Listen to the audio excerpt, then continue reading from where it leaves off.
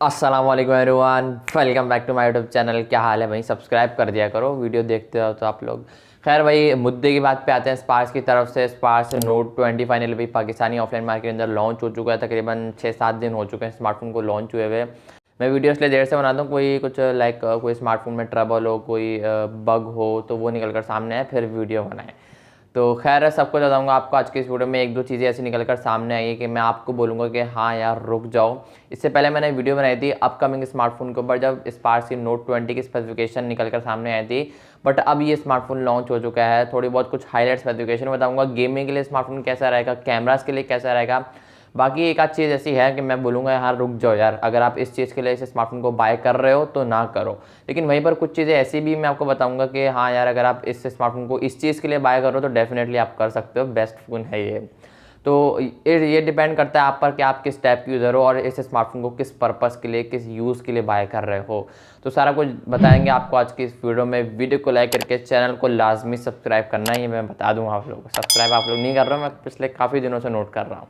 खैर हम बढ़ते हैं वीडियो की तरफ, कर देना आ जाओ। देखो ओवरऑल डिज़ाइन वाली साइड की बात करूँ तो मैं अपने पिछली वीडियो में डिस्कस किया था। डिज़ाइन इसका ओवरऑल अच्छा है। स्पार्स का डिज़ाइन के ऊपर काफ़ी काम किया है। बैक इस स्मार्टफोन के गिलास की जो कि अंडर 45,000 एक काफ़ी यूनिक चीज़ बन जाती है।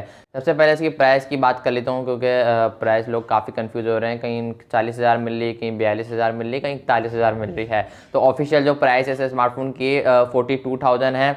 डिस्काउंट के बाद कहीं ये 41 का मिल रहा है, कहीं ये 40,000 का मिल रहा है और कहीं ये 40,500 का मिल रहा है। तो इट्स डिपेंड ऑन कि आप कहाँ से परचेस करते हो। लाहौर से परचेस करते हो, कराची की सदर मार्केट से परचेस करते हो तो वहाँ पर काफ़ी डिस्काउंट वगैरह चल रहे होते हैं। तो इट्स डिपेंड ऑन यू कि आप कहाँ रहते कहाँ और कहाँ से परचेस करते हो। आप ऑनलाइन भी प्राइस वैसे और ऐसी वेबसाइट ने ट्रस्टेड उनसे भी मंगवा सकते हो। वो चेकिंग वारंटी काफ़ी देते हैं और आप खोल कर चेक कर सकते हो डिलीवरी बॉय के सामने। तो मैं रिकमेंड करूँगा, अगर आप कहीं दूर दराज जगहों पे रहते हो तो आप ऑनलाइन परचेज कर सकते हो। फ्रेम इस स्मार्टफोन के साइड फ्रेम जो है वो इस स्मार्टफोन का मेटल का है। नो डाउट यार, साइटों से ये स्मार्टफोन एक कर्व लाइक राउंडेड डिज़ाइन लेकर आता है। काफ़ी प्रीमियम, एक नेक्स्ट लेवल वाली इन हैंड फील ये प्रोवाइड करता है।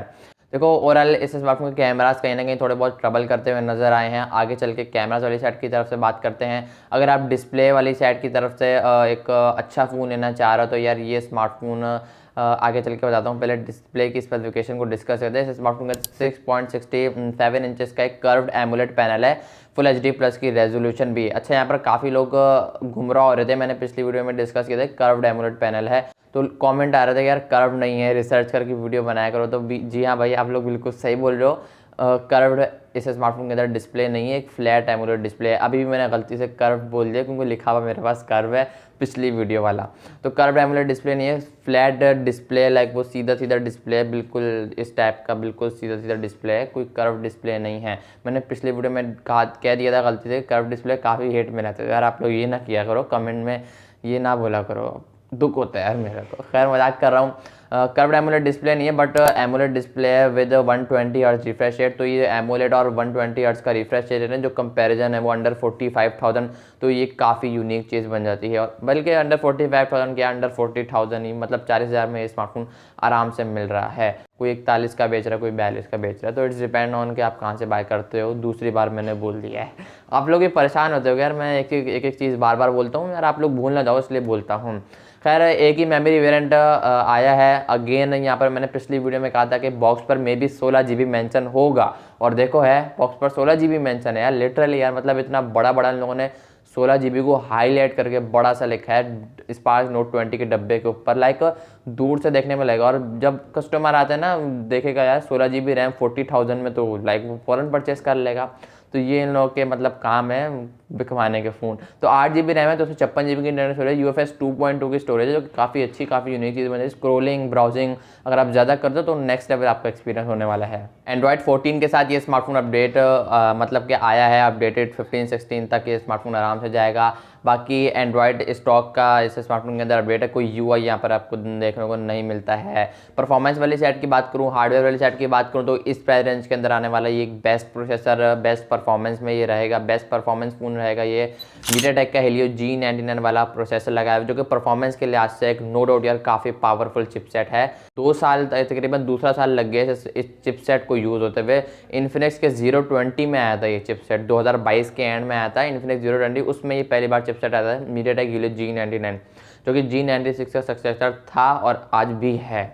बाकी कोई नहीं, परफॉर्मेंस के लिहाज से देखो ये जो परफॉर्मेंस ये जो प्रोसेसर होता है ये प्राइस पर डिपेंड करता है। अगर इसकी प्राइस अभी 1 लाख हो जाए ना तो ये घटिया प्रोसेसर माना जाएगा। क्यों? क्योंकि भाई प्राइस काफ़ी ज़्यादा है। अब इसकी प्राइस 40,000 के आसपास ये स्मार्टफोन आराम से मिला। तो MediaTek Helio G99 is best processor मैं कहूँगा। ये ओप्पो A54 पड़ा हुआ है आजकल 50,000 का मिल रहा है, जिससे ये वीडियो भी शूट हो रही है। तो इस स्मार्टफोन के अंदर मीडियाटेक हेलियो P35 लगा हुआ है और अब ये पता नहीं 55 का मिल रहा होगा, कितने का मिल रहा होगा। जब मैं लेने गया था वो बोला 60-70 का ही, मैं आपको रिटेल प्राइस में दे रहा हूँ। तो देख सकते हो यार मीडियाटेक हेलियो P35 50,000 60,000 के फ़ोन में, तो उससे तो बेहतर ही है, ये बेस्ट फ़ोन है।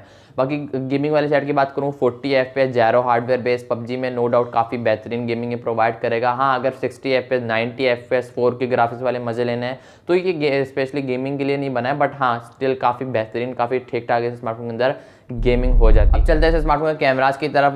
कैमराज के लिए अगर आप एक अच्छे फ़ोन लेना चाह रहे हो, लाइक एक नॉर्मल फ़ोन भी लेना है ना, तो मैं आपको रिकमेंड नहीं करूँगा आप इस स्मार्टफोन को हाथ भी लगाओ। कहने को तो बैक पर ट्रिपल कैमराज का सेटअप है। मेन कैमरा 50 का है, 5 का अल्ट्रा वाइड, 2 का मैक्रो सेंसर है, फ्रंट पे पंच होल है, 24 मेगापिक्सल की सेल्फी है। कोई OIS का सपोर्ट इन लोगों ने नहीं दिया है यहाँ पर, और सेचुरेटेड फोटो रखता है, कभी एक्सपोजर ज़्यादा कर देता है, कभी एक्सपोजर कम कर देता है, डिटेल अच्छी कैप्चर नहीं करता है, कभी सैचुरेशन को कम ही रखता है, वैसे ज़्यादा तो नहीं रखता है, वो गलती से बोल दिया मैंने।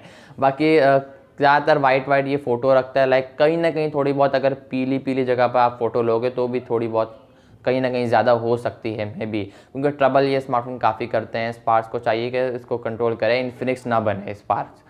तो इन्फिनिक्स के स्मार्टफोन काफ़ी झेलते आ रहे हैं हम लोग काफ़ी सालों से। उसको तो एक्सपोजर का मसला है, ख़ानदानी मसला है यार, मतलब अभी तक ये सॉल्व नहीं होके दे रहा मसला। तो यहाँ पर भी थोड़ा बहुत मसला है, स्पेशली पोर्ट्रेट में ये स्मार्टफोन काफ़ी ज़्यादा एज को मिस करता है, काफ़ी ज़्यादा बैकग्राउंड को ब्लर कर देता है, इतना ब्लर कर देता है बैकग्राउंड को कि like artificial type of photo लगती है, लाइक आप लोग समझ रहे हो ना। तो लाइक इतना ब्लर हो जाता है। तो मैं आपको फोटोग्राफी के लिए स्मार्टफोन को रिकमेंड नहीं करूँगा।